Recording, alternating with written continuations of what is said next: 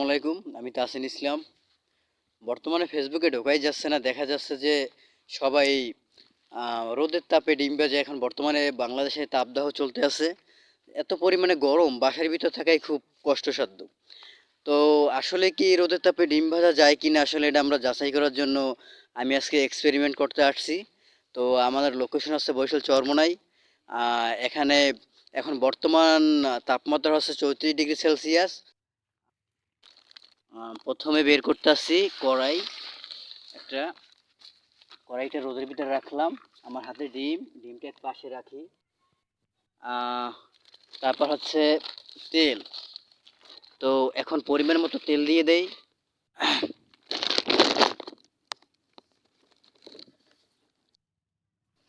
তেল কিছুক্ষণ রোদে রাখতে হবে, না হলে তেলটা গরম হবে না। একটু পরিমাণ মতো তেল দিয়ে দেই। পরিমাণ মতো তেল না দিলে তেলটা গরম হবে না, কিছুক্ষণ রোদে রাখা লাগবে। তেলটা দিয়ে দিলাম, এখন এটা আটকিয়ে দেই। এটা এখানে থাক। গাইস, রোদের খুব তাপ বেশি, এখানে বসে থাকা যাচ্ছে না। তো আমার এটার ভিতরে একটা সরঞ্জাম আছে, মানে ডিম যে কি বলে, খুসুন বলে, সেটা আছে ব্যাগের ভিতরে। এটা এক পাশে থাক। তেলটা আপাতত গরম হোক, এটা কিছুক্ষণ রেখে দেই এখানে। A few moments later. আমরা কিছুক্ষণ ওয়েট করলাম। রোদে, তীব্র রোদে তেল রাখা হয়েছে কড়াইতে। তো এখন দেখি আসলে ডিমটা ভাজা যায় কিনা। ডিম আমার হাতে আছে, আমি এটার ভিতর থেকে একটু একটা খুসন আছে সেটা নিয়ে নেই, ওটা দিয়ে ডিমটা উল্টাতে হবে। তো দেখি, এটাও অনেক গরম হয়ে গেছে, হাত দিয়ে ধরা যাচ্ছে না। এখন কতটুকু হাত দিয়ে ধরতে পারতেছি না, এখন কতটুকু সম্ভব দেখি হয় কিনা। তো এটা হাত দিয়ে ধরা যায় না, প্রচণ্ড গরম। এখন আমি দেখি আসলে হয় কিনা।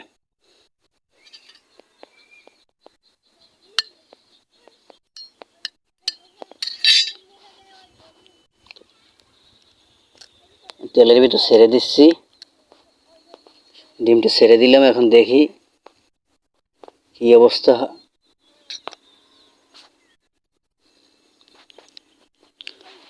তেমন কিছু এখন মতো দেখতেছি না, হয়তো রোদের ভিতর কিছুক্ষণ রাখা লাগতে পারে। 75 years later. আমরা বেশ কিছুক্ষণ ওয়েট করলাম, আসলে আমাদের এখানে রোদের তাপমাত্রা তেমন একটাও বেশি না। তো আমরা এখন আসলে দেখি কি অবস্থা।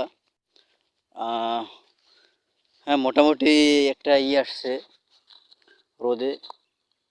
তেমন একটা হয় নাই এখন পর্যন্ত, কারণ রোদের তাপমাত্রা তেমন একটা বেশি না।